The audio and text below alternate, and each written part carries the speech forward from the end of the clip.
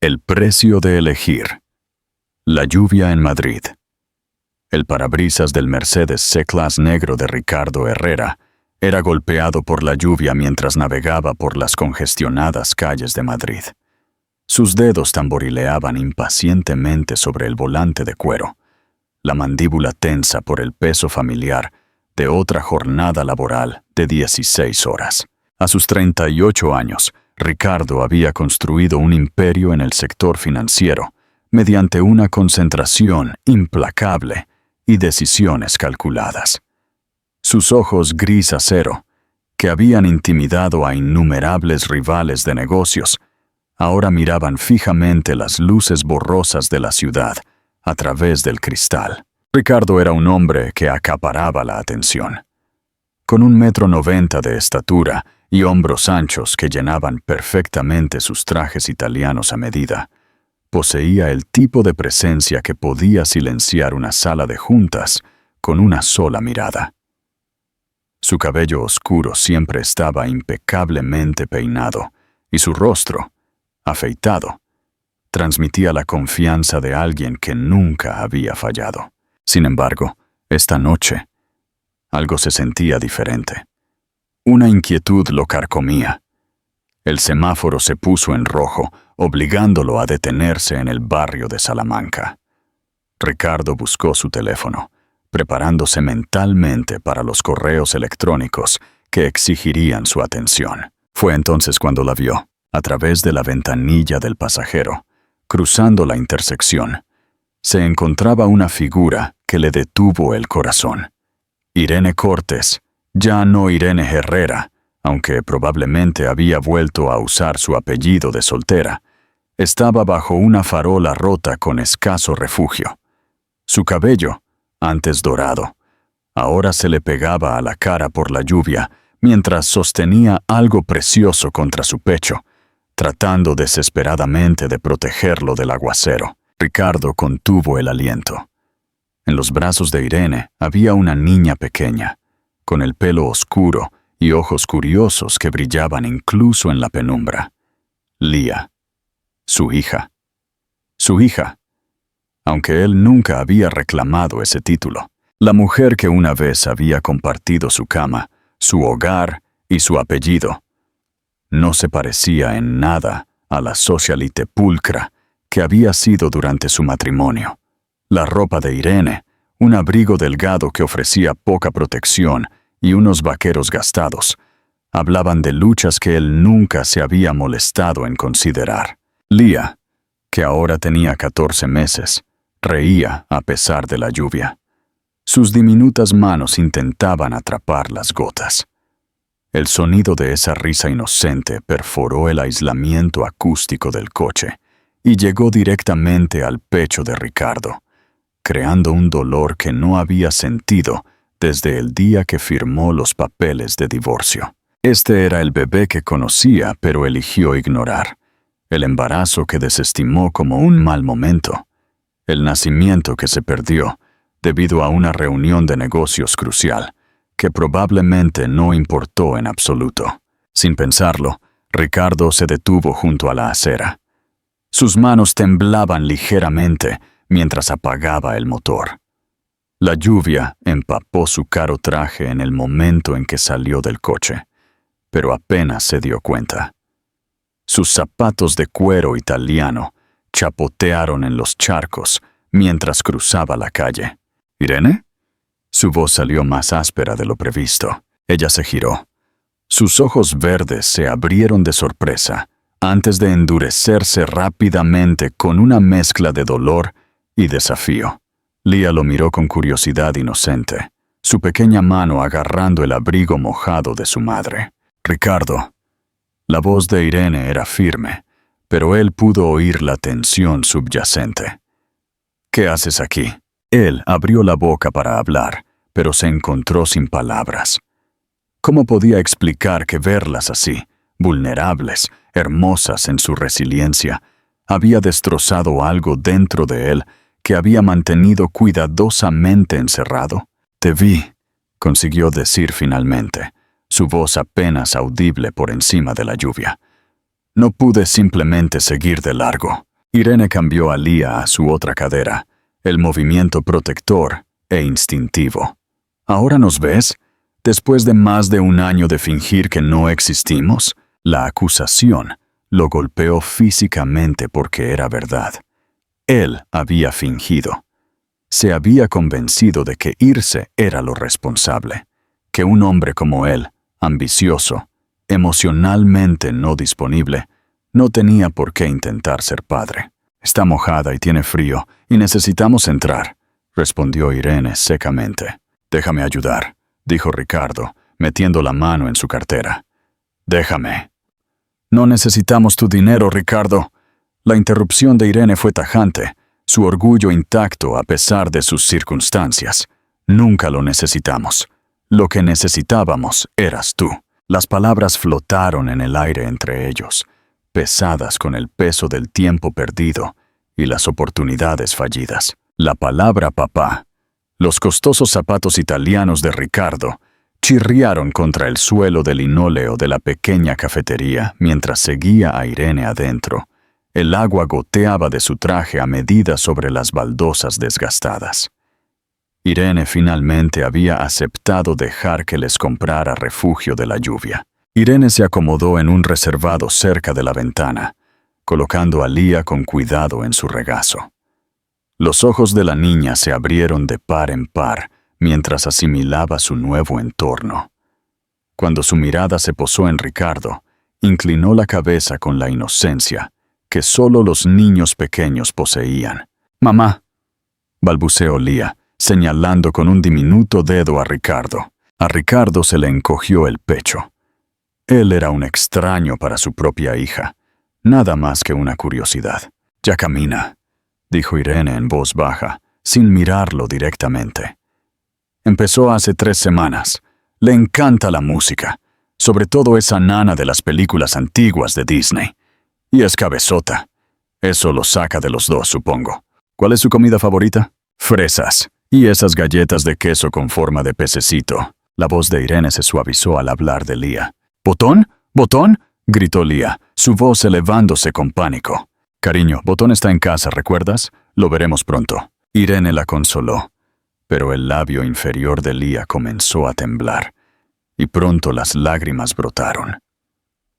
Ricardo observó impotente cómo Irene intentaba varias distracciones. Sin pensarlo, Ricardo metió la mano en el bolsillo de su chaqueta y sacó su pluma estilográfica, una elegante Montblanc que había costado más que el alquiler mensual de la mayoría de la gente. La abrió y la cerró repetidamente, creando un suave sonido rítmico que captó inmediatamente la atención de Lía. «Mira esto», dijo en voz baja, sosteniendo la pluma para que las luces del café atraparan su superficie plateada. El llanto de Lía se detuvo. Poco a poco, ella se inclinó hacia adelante en el regazo de Irene, extendiendo su pequeña mano hacia el objeto brillante. Ricardo colocó la pluma sobre la mesa. La niña se rió y la agarró con ambas manos, llevándosela inmediatamente a la boca. «No, cariño», dijo Irene suavemente. Luego se detuvo abruptamente. Su rostro se ruborizó al darse cuenta de lo que casi había dicho. «No comemos a los papás». La palabra flotó en el aire entre ellos. «Papá». A Ricardo algo se le quebró en el pecho. «Está bien», dijo en voz baja. «Ella debería saber quién soy, incluso si no me he ganado el título». Irene lo miró, y Ricardo vio que algo cambiaba en su expresión. No, perdón, era demasiado pronto para eso, pero tal vez el comienzo del reconocimiento de que el hombre sentado frente a ella era diferente del que se había ido. «¿Te gustas?», observó Irene, aunque su tono seguía siendo cauteloso. «No me lo merezco», respondió Ricardo con honestidad. «Pero lo agradezco». «Irene», comenzó Ricardo, su voz ahogada por la emoción. «Necesito que sepas». «No». Ella levantó una mano, sus ojos todavía fijos en Lía. «Esta noche no. Esta noche, deja que se acostumbre a que estés aquí». Ricardo asintió, entendiendo que este momento frágil era más de lo que merecía. Por primera vez en más de un año, Ricardo sintió que podría estar exactamente donde se suponía que debía estar. La elección de Ricardo. 3 días después del encuentro, Ricardo se encontró haciendo algo que nunca había hecho. Sentado en su oficina mirando su teléfono en lugar de sus pantallas. Canceló una reunión crucial para la que llevaba 8 meses trabajando. 20 minutos después, Ricardo estaba frente a una modesta casa en Valdemorillo, una zona tranquila a las afueras de Madrid. Había encontrado la dirección de Irene mediante métodos de los que no estaba orgulloso, contratando a un investigador privado.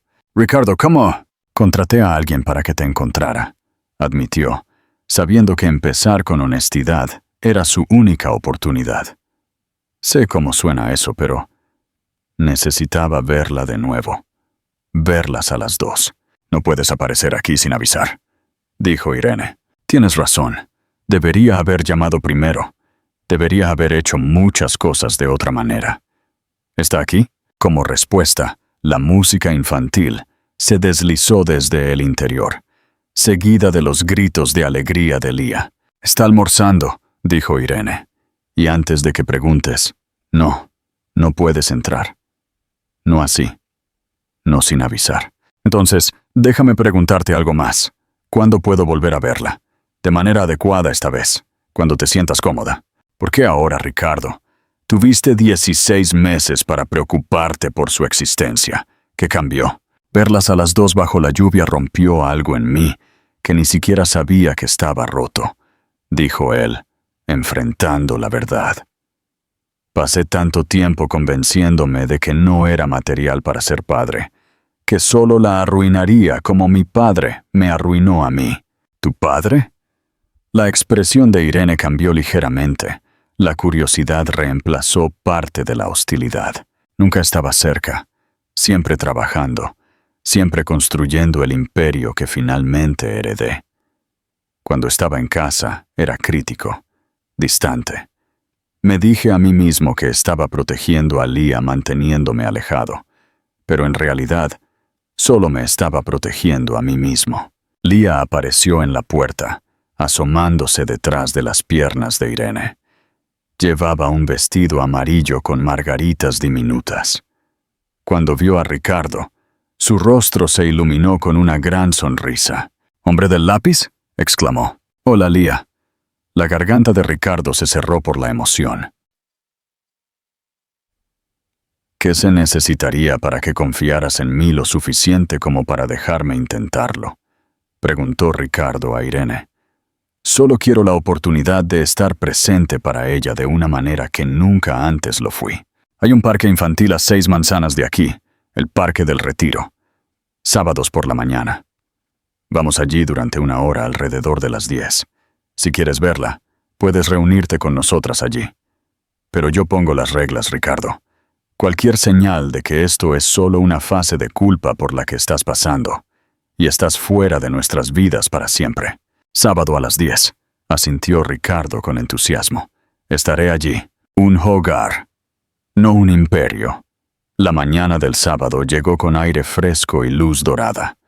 Ricardo había estado despierto desde las 5 de la mañana, cambiándose de ropa 3 veces para intentar parecer accesible. Nunca se había puesto nervioso por una reunión, pero al estar en la entrada del parque a las 9:45, se sintió como un adolescente en su primera cita. Se sentaron en un banco con una vista clara de la zona de juegos y observaron con fascinación cómo Lía se hacía amiga inmediatamente de otro niño. «Traje algo», dijo Ricardo de repente, sacando un pequeño paquete envuelto. «No es por los regalos, Ricardo. No es caro», la interrumpió. «Solo algo que pensé que le gustaría». El paquete contenía un pequeño libro de cartón titulado Las primeras palabras de Ellie, con un simpático elefante de dibujos animados en la portada. «¿Podrías leerle?», preguntó Irene. Lía se acercó a Ricardo con entusiasmo. Él abrió el libro con cuidado. Érase una vez una pequeña elefanta llamada Ellie, a la que le encantaba aprender palabras nuevas. Cuando llegaron a una página que mostraba a Ellie jugando con su familia, Leah miró a Ricardo con los ojos muy abiertos. «Papá elefante», dijo con naturalidad, señalando al elefante macho de la imagen. «Así es», consiguió decir Ricardo, con la voz ahogada por la emoción. «Ese es el papá elefante. No te vayas», dijo Irene en voz baja. «No hagas promesas que no puedas cumplir». «No me voy a ir a ninguna parte, Irene. Sé que no tengo derecho a pedirte que me creas, pero necesito que sepas que todo es diferente ahora». «¿Qué es diferente? ¿Tus prioridades?», preguntó Irene, sus palabras justas. «¿Tu incapacidad total para anteponer las necesidades de alguien a las tuyas? He estado pensando en lo que dijiste, en que nos necesitabas a mí, no a mi dinero. Creo que por fin entiendo lo que eso significa. La confrontación final». El martes por la noche, el teléfono de Ricardo sonó en su ático. Era Irene. «Ricardo, lo siento por molestarte, pero no sé a quién más llamar. Leah ha estado enferma con fiebre alta durante 2 días y no baja. Estoy en la sala de emergencias del Hospital La Paz. Tengo miedo. Voy de camino». 20 minutos después, Ricardo irrumpió por las puertas de urgencias. Leah yacía inerte en la pequeña cama del hospital. La visión de su hija tan quieta y pálida lo golpeó físicamente. «¿Has dormido?», preguntó Ricardo a Irene. «No puedo. No mientras esté así». Sin decir una palabra, Ricardo hizo una llamada rápida.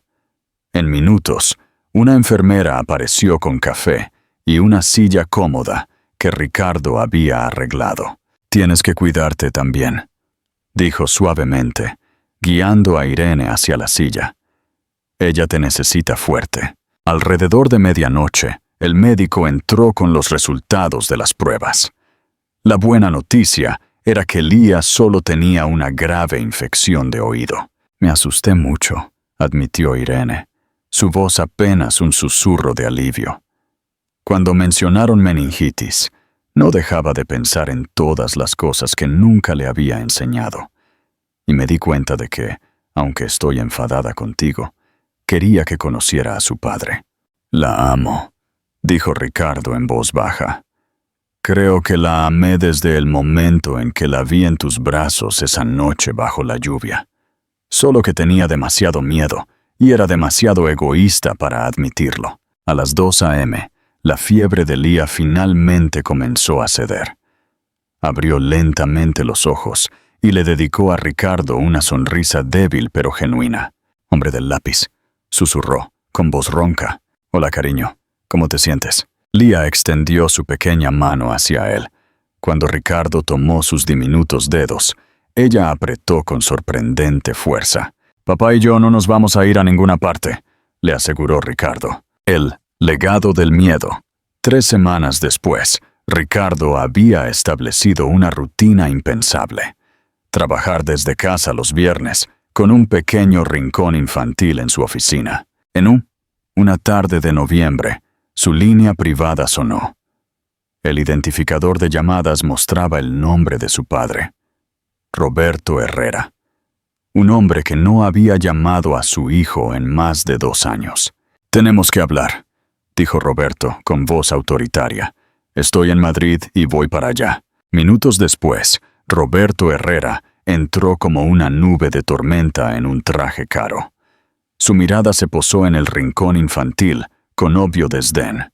«¿Qué hace esa monstruosidad en tu oficina?», preguntó Roberto. «Esa niña es tu nieta», dijo Ricardo, con la voz peligrosamente baja. «Una niña de la que te alejaste con razón. Una niña que no representa más que un lastre para el legado de esta familia». «¡Ya basta!». El control de Ricardo se rompió. «No hablarás así de Irene ni de Leah. Ellas son mi familia». Leah se deslizó silenciosamente del regazo de Ricardo y se acercó a Roberto. «Hola», dijo ella alegremente, sosteniendo su libro del elefante. «¿Quieres leer sobre Ellie?». «No leo libros de niños», dijo Roberto con desdén. Ricardo vio la cara de su hija caer ante el duro rechazo, y algo dentro de él se rompió por completo. Esto era exactamente lo que había sido su propia infancia: fría, crítica y sin amor. «Fuera», dijo Ricardo en voz baja. «Estás despedido de mi vida. Estás cometiendo el mayor error de tu vida. Esa mujer y ese niño te arruinarán». «Mamá no te arruinó», replicó Ricardo con calma. «Te arruinaste a ti mismo al elegir el dinero sobre el amor. Yo no cometeré el mismo error, la confesión y el perdón». Tras la expulsión de su padre, Ricardo fue suspendido de su cargo como CEO. Se encontró sin empresa, sin tarjetas de crédito corporativas, pero con Lía en brazos. «Hice mi elección», dijo Ricardo a Irene. «¿Y ahora qué has perdido, Ricardo?», preguntó Irene. «¿Dinero? Tengo suficiente para vivir cómodamente varias vidas. ¿Estatus? Nunca me importó impresionar a extraños. ¿Poder? El único poder que me importa ahora es el poder de estar presente para mi hija». Lía lo miró con sus ojos brillantes. «Papá», dijo claramente. «Sí, cariño», susurró Ricardo, besando su cabeza. «Soy tu papá». Días después, Ricardo se enfrentó a una audiencia judicial sobre su competencia mental, instigada por su padre. Justo antes de que el juez emitiera su fallo, Roberto lanzó una última bomba, revelando que Irene lo había visitado en su oficina 3 semanas antes. «Quería hacer un trato», dijo Roberto con una sonrisa cruel. «Dijo que desaparecería con la niña si le pagaba $5 millones. Ricardo se sintió traicionado de nuevo, pero se dirigió directamente a Irene. «¿Fuiste a verlo?» «Sí, fui a ver a tu padre», confesó Irene, con lágrimas en los ojos. «Pero no por las razones que crees. Estaba aterrorizada de que te arrepintieras de perder tu herencia. Fui a intentar darle espacio para que volvieras a la empresa, comprometiéndome a renunciar a cualquier manutención o visita si él te daba tiempo. Él asumió que yo quería el dinero y me lo ofreció. Le dije que podía quedarse con su dinero e irse al infierno». Ricardo sintió que su ira se disolvía. «Debería haberme dicho. Me avergonzaba haber dudado de tu elección. Estaba tratando de protegerte de tener que elegir de nuevo». «Irene», dijo Ricardo suavemente, «no podemos seguir tomando decisiones el uno por el otro por miedo. Si vamos a ser una familia, tenemos que confiar el uno en el otro con la verdad». Lía se acurrucó, abrazando a ambos. «Quiero a mamá. Quiero a papá. Ahora lo resolvemos juntos», dijo Ricardo. «Mi carrera, nuestra relación. Cómo darle a Lía la vida que se merece. Lo hacemos honestamente, como compañeros». 2 años después. 2 años después, el sol de la mañana entraba por las grandes ventanas de su acogedora casa en Valdemorillo. Lía, de 3 años, construía un castillo. «Papá, mira», anunció Lía. Ricardo cerró su portátil. Su empresa de consultoría Huxley Strategic Partners crecía constantemente, y sus clases en ESE Business School estaban llenas. Irene apareció con su hijo de 6 meses, Jaime. Ricardo tomó a su hijo, asombrado de lo natural que se había vuelto la paternidad. Había vuelto a casarse con Irene en una ceremonia sencilla en su jardín. «Papá, ¿jugamos a los bloques?» «Claro, princesa». «Ricardo, ¿alguna vez te arrepientes de todo lo que renunciaste para tener esto?» Ricardo miró a su esposa y a sus hijos. «Irene, no renuncié a nada. Finalmente descubrí lo que valía la pena conservar». Mientras Lía y Jaime jugaban, Ricardo supo que la verdadera riqueza era la que crecía cuando se compartía, se multiplicaba cuando se entregaba y nunca podía ser arrebatada. Había encontrado la paz. El primer paso, el reencuentro con el abuelo, la tensión en el jardín. Habían pasado 6 semanas desde la llamada de Roberto Herrera y su tentativo ofrecimiento de enmienda. Tras tensas discusiones con su abogado Marcus, y entre ellos, Ricardo e Irene acordaron un breve encuentro. No en el frío ático de él, sino en el tranquilo jardín de su nueva casa en Valdemorillo, en el territorio de Ricardo. Irene estaba sentada en un banco del porche, acunando a Jaime, que dormía profundamente. Ricardo estaba a su lado, con el rostro tenso mientras bebía café. «Le he dejado las cosas muy claras», susurró Ricardo, con voz baja y firme. «Si dice una sola palabra negativa sobre ti, sobre mí o sobre cualquier cosa que hemos construido, la reunión termina al instante». «Lo sé, Ricardo», respondió Irene, mirándolo con un gesto tranquilizador. «Pero no olvides que él también es un padre. Quizás simplemente no sabe cómo serlo». Ricardo resopló. «Él solo sabe cómo ejercer el dominio». El Audi plateado de Roberto aparcó frente a la puerta. Entró en el jardín, sin guardaespaldas ni asistentes. Solo. Roberto Herrera, el alguna vez intocable magnate financiero, parecía más pequeño, ligeramente desorientado. Llevaba una chaqueta deportiva que no le sentaba bien, un torpe intento de parecer menos formal. Su mirada recorrió el jardín, se detuvo en el columpio de madera y se dirigió a Irene y Ricardo. «Ricardo». La voz de Roberto era grave y áspera. «Padre». Ricardo dio un paso adelante, manteniendo una distancia respetuosa pero firme. «¿Dónde está la niña?», preguntó Roberto de inmediato, con la mirada buscándola. «Lía está jugando con Sofía dentro», respondió Irene, poniéndose de pie. Colocó a Jaime en la cuna y miró directamente a Roberto. «Tiene 15 minutos, Roberto». La primera conversación. Roberto asintió, su rígida formalidad dando paso a una extraña ansiedad. Miró fijamente el jardín, sin atreverse a mirar directamente a Irene o Ricardo. «Primero, Irene», comenzó, su voz temblando ligeramente, algo que Ricardo nunca había oído. «Lo siento, te traté mal. Te llamé buscadora de oro. Fue un error.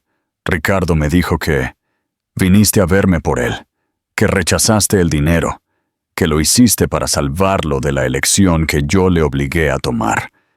Yo no sé qué decir». Irene apretó las manos. No podía perdonar tan fácilmente, pero percibió la sinceridad del arrepentimiento. «No necesito su disculpa por mí, Roberto. Necesito que respete la vida de su hijo». «Lo haré», respondió Roberto, con un deje de debilidad en su voz. «Ricardo ganó.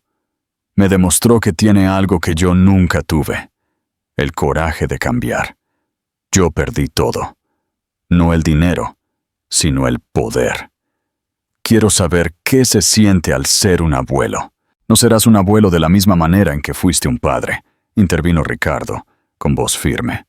«Sin críticas, sin juicios, sin manipulación». «Lo entiendo», respondió Roberto, asintiendo levemente. El cuento del elefante. Como si hubiera escuchado la señal, Lía salió corriendo. Vio al extraño hombre de pelo gris junto a sus padres. «Papá, ¿quién es?», preguntó Lía, pegándose a las piernas de Ricardo. «Es tu abuelo Roberto, Lía», respondió Ricardo suavemente. «Ha venido a conocerte». Lía levantó la cabeza, sus brillantes ojos grises mirando fijamente a su abuelo. Roberto se inclinó, un gesto torpe y rígido. No sabía qué hacer con un niño. Sus manos, acostumbradas a apretar memorandos, temblaban. «Hola, Lía», tartamudeó Roberto. Te he traído un regalo». Sacó una pequeña caja azul. Lía la miró fijamente. «No quiero, papá». «Está bien, cariño», dijo Ricardo, acariciando la espalda de su hija. Irene se acercó. «Creo que le gustaría más si le contara una historia». «¿Contar una historia?». Roberto frunció el ceño. «Sí, sobre un elefante». Irene entró en la casa, y Ricardo lo entendió. Ella quería que él contara el cuento que Ricardo había inventado sobre el elefante valiente, el favorito de Lía. Roberto miró a Ricardo, con una expresión de pánico en sus ojos.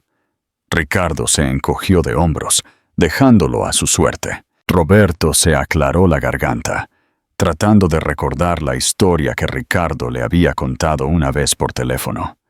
«Érase una vez un pequeño elefante llamado Eli», comenzó Roberto, su voz tan rígida como si leyera un informe financiero.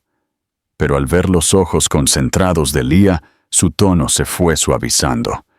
Este elefante vivía en el zoológico, estaba muy seguro, pero se sentía solo. Tenía miedo del mundo exterior. Pero luego recordó que tenía una familia por ahí. Así que decidió ir a buscarlos. Mientras continuaba, describiendo la vacilación y el miedo del elefante al dejar su lugar seguro, la voz de Roberto se volvió más resonante. No solo estaba contando la historia de Leah, sino la suya propia. Un hombre que había vivido en el zoológico del poder y que finalmente estaba buscando una conexión. Cuando Roberto terminó, Leah aplaudió. «Me gusta el elefante valiente», se acercó. Sus pequeños brazos se envolvieron alrededor de la pierna de su abuelo. Roberto se quedó paralizado. No había abrazado a nadie en décadas, y mucho menos a un niño. Se inclinó torpemente y puso una mano temblorosa sobre el cabello de Leah. «Tú eres un elefante valiente», dijo, con una emoción inusual en su voz. Ricardo e Irene intercambiaron una mirada. Habían pasado 15 minutos, pero esta reunión no terminaría pronto. Fue un comienzo, construido sobre la verdad, el coraje y una historia sobre un elefante valiente. ¿Qué le gustaría ver a continuación?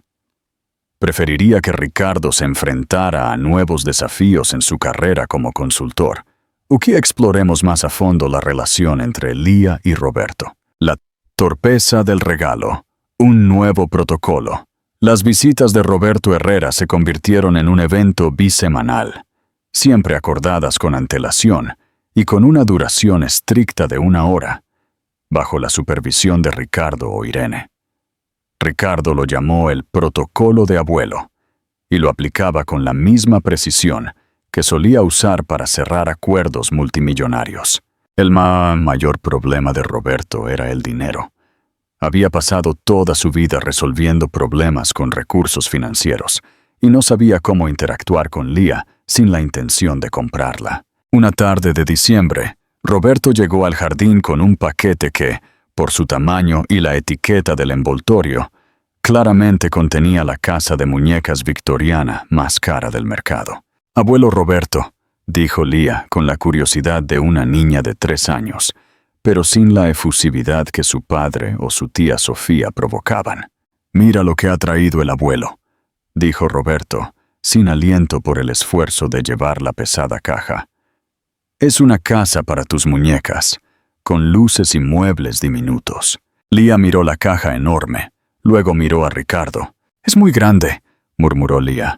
«¿Dónde pongo a Botón?» «Botón puede vivir en el ático, cariño», dijo Irene, tratando de suavizar la situación. El rostro de Roberto se contrajo ligeramente. «¿No te gusta, Leah? Es una réplica histórica. Está hecha a mano». «Le gusta, Roberto», intervino Ricardo con calma, notando la decepción de su padre. «Pero Leah está en una fase de construcción. Ahora mismo, prefiere construir sus propios castillos. Para demostrarlo, Leah arrastró a su abuelo a la esquina del salón y le mostró el castillo del elefante, que había construido con mantas y cojines.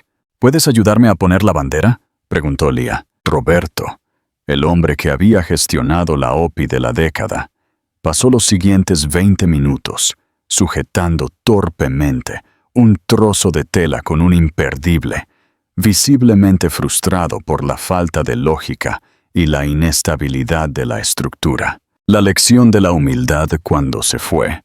La enorme casa de muñecas se quedó en el porche. Ricardo siguió a su padre hasta el coche. «Tenemos que hablar de esto», dijo Ricardo. «¿De qué, Ricardo?» Roberto estaba exasperado. «¿De que he perdido la capacidad de elegir un regalo? Gasto más en un almuerzo de negocios que en ese juguete. ¿Qué quieres que haga?» Quiero que dejes de gastar tu dinero y empieces a gastar tu tiempo, padre. Y tu atención, dijo Ricardo, con voz firme pero gentil. Lía no necesita una réplica de un museo. Necesita que sepas que le encanta el color amarillo y que le gusta que le leas. No está tratando de impresionarte con su coeficiente intelectual, así que deja de intentar impresionarla con tu saldo bancario. Pero, ¿cómo lo hago? No sé nada de ese mundo. Lo sé, dijo Ricardo. Pero tú eres un hombre de planificación y lógica, ¿verdad? Aplica eso. Ricardo le recordó cómo, años antes, Roberto había dedicado 3 meses a investigar el mercado inmobiliario de Tokio, solo para asegurarse de que su inversión fuera segura. Pon la misma energía en aprender sobre Lía. De lo contrario, no importa cuánto dinero nos quede, nunca conocerás a tu nieta. Una semana después, Roberto regresó sin un regalo, pero con una carpeta de cuero bajo el brazo. Encontró a Lía en el comedor, dibujando. «Hola, Lía», dijo Roberto. «No te he traído un regalo, pero he traído un plan». Lía dejó su crayón, intrigada. Roberto abrió la carpeta y sacó un plano minuciosamente dibujado. «Tu papá me dijo que te gusta construir cosas. Esta estructura se llama la Fortaleza Inexpugnable». El magnate señaló un diagrama de lo que parecía una casita de madera, robusta y atornillada al suelo. «He calculado la carga de viento y la estabilidad de la fundación. Si usamos los postes que tengo en el almacén de la oficina y pedimos tablas de madera contrachapada, puedo garantizar que este castillo no se caerá». Lía miró los planos con los ojos muy abiertos. No entendió nada de estabilidad, pero sí entendió la palabra castillo. ¿Puedes construir un castillo de verdad? «Puedo construir el castillo más seguro de Valdemorillo», dijo Roberto, con el brillo de la determinación corporativa regresando a sus ojos. Por primera vez en meses, estaba de vuelta en su elemento. Pero esta vez, su lógica estaba al servicio del amor. Pasó las siguientes 2 horas en el jardín, con una cinta métrica, y Lía, hablando de ángulos, durabilidad y de dónde debían ir las ventanas, para que el elefante pudiera ver las fresas. Mientras Irene observaba la escena desde la ventana, con Jaime en brazos, sintió que el nudo en su estómago se aflojaba. Roberto nunca sería suave, pero estaba usando el único lenguaje que conocía, la planificación y la construcción, para expresar su afecto. «Parece que tu protocolo de abuelo funciona», susurró Irene a Ricardo, que estaba a su lado, observando con una sonrisa. «Funciona porque por primera vez en su vida, mi padre está invirtiendo en algo que no puede vender», respondió Ricardo. «Está construyendo un legado de verdad. ¿Le gustaría que continuemos con la construcción del castillo? ¿O prefiere que Ricardo se enfrente a un desafío en su nueva carrera?» «¡Qué bien!» Me alegra que le entusiasme tanto el camino de redención de Roberto Herrera. «Continuemos con la construcción de esa fortaleza inexpugnable. Es hora de que el magnate se ensucie las manos». La fortaleza inexpugnable. El contratista y el CEO, 2 fines de semana después.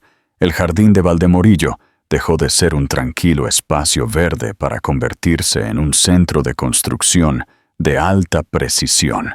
Roberto Herrera llegó a las 8:00 AM, en punto, en una furgoneta de alquiler, con un cinturón de herramientas profesional, botas de trabajo y un juego de planos revisados con notas de eficiencia marginales. Ricardo lo esperaba con café. «Padre, no tenías que alquilar una sierra de mesa. Podríamos haber usado». «El tiempo es dinero, Ricardo», interrumpió Roberto, usando el viejo cliché corporativo, pero con un tono sorprendentemente alegre. «Y en este caso, el tiempo es infancia. No vamos a malgastar las mañanas de Lía con herramientas ineficientes. Además, he calculado la ruta de entrega de los materiales para minimizar el ruido durante la siesta de Jaime». Ricardo tuvo que admitir que, si bien su padre se había retirado de los negocios, la capacidad de planificación logística del magnate seguía siendo impecable. Roberto desplegó los planos. Necesito 2 equipos. El equipo alfa se encarga de fijar los postes de soporte y asegurar el marco. Ese seré yo, Lía y Ricardo. El equipo beta se encarga del acabado, el lijado y la pintura. Ese serás tú, Irene. Irene parpadeó. ¿Yo?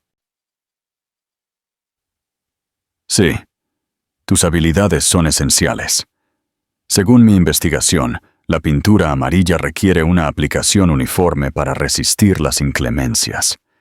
Es un trabajo de detalle que requiere paciencia y precisión, habilidades que siempre admiré en ti cuando organizabas las galas de la fundación. Además, Lía confía en tus decisiones estéticas. Irene sonrió, sintiéndose reconocida no por su dinero, sino por sus verdaderas habilidades. Era el mejor cumplido que Roberto le había hecho jamás. La planificación y el amarillo. El fin de semana se desarrolló con una extraña pero efectiva armonía. Ricardo se encontró sosteniendo vigas y aprendiendo a usar un nivel de burbuja bajo la atenta y a menudo impaciente mirada de su padre. La frustración era evidente, pero por primera vez no era una frustración profesional, sino una simple frustración de construcción. Maldita sea, Ricardo, tienes un pulso firme para mover miles de millones. ¿Por qué no puedes sostener esa viga recta?, gruñía Roberto. Pero en lugar de retirarse con ira, Ricardo sonreía. Era un regaño de padre a hijo sobre una tarea compartida, no un juicio sobre su valor. Mientras tanto, Lía era la capataz. Supervisaba el lijado y se aseguraba de que cada centímetro de madera que su abuelo cortaba estuviera perfectamente suave. Su tarea principal, sin embargo, era asegurarse de que el equipo no olvidara el color. «Más amarillo, abuelo Roberto», exigía. Roberto había cedido a la demanda estética de Lía, comprando el amarillo más brillante y soleado que pudo encontrar. Un momento clave ocurrió el sábado por la tarde. Roberto estaba atornillando el marco de la pequeña ventana de la fortaleza cuando Lía se acercó con una fresa en la mano. «Abuelo, ¿por qué hiciste este agujero tan pequeño?» «Porque si es demasiado grande, el viento entrará y dañará la estructura, Lía. Está diseñado con la máxima seguridad. Pero no puedo ver las fresas por aquí. Este es el punto de observación de fresas». Roberto se detuvo. Miró el pequeño marco cuadrado. Luego miró la fresa. Y por fin, a los ojos de Lía. «Ya veo», murmuró, la lógica de su mundo colapsando ante la simple necesidad de su nieta. La estructura debe adaptarse a los requisitos del usuario. Sin dudarlo, desatornilló la mitad inferior del marco y la cortó, creando una abertura baja y perfecta para que una niña de 3 años pudiera asomarse y mirar su jardín. Fue un acto de ingeniería simple, pero un gigantesco salto emocional para el hombre. Por primera vez, priorizó la alegría sobre la eficiencia. El legado construido. Al caer el domingo, la fortaleza inexpugnable estaba completa. Era robusta, segura y pintada de un amarillo tan intenso que brillaba bajo el sol de la tarde de Madrid. Tenía una bandera improvisada, cosida por Irene, una entrada extra baja para Lía y una plataforma de descanso de mamá adyacente, diseñada por Ricardo. Lía se instaló de inmediato, llevando a Botón y a todos sus amigos elefantes a su nuevo hogar. Roberto se quitó el cinturón de herramientas. Exhausto y cubierto de serrín amarillo, se sentó en la plataforma de descanso junto a Irene y Ricardo. «Es estable», dijo Roberto, mirando el castillo con una mezcla de orgullo técnico y emoción no expresada. «Es perfecta, padre», dijo Ricardo, dándole una palmada en el hombro. «No la construiste con dinero, Roberto», dijo Irene, con voz suave. «La construiste con tu tiempo, con tu lógica, con tu atención. Y eso es lo que Lía recordará». Roberto se quedó en silencio, observando cómo Lía salía por la ventana baja y hacía el gesto de ver las fresas. Por fin, el dolor y la culpa que había llevado durante años se sintieron reemplazados por el peso tranquilizador de la madera bien cortada. Su verdadero legado no estaba en los rascacielos de Madrid, sino en el castillo amarillo de Valdemorillo. Ahora que la familia tiene su fortaleza, ¿le gustaría ver a Ricardo enfrentar un dilema ético en su nueva carrera como profesor en el IS Business School? Explorar cómo Irene y Sofía canalizan su nueva fortaleza ayudando a otras mujeres a través de la fundación.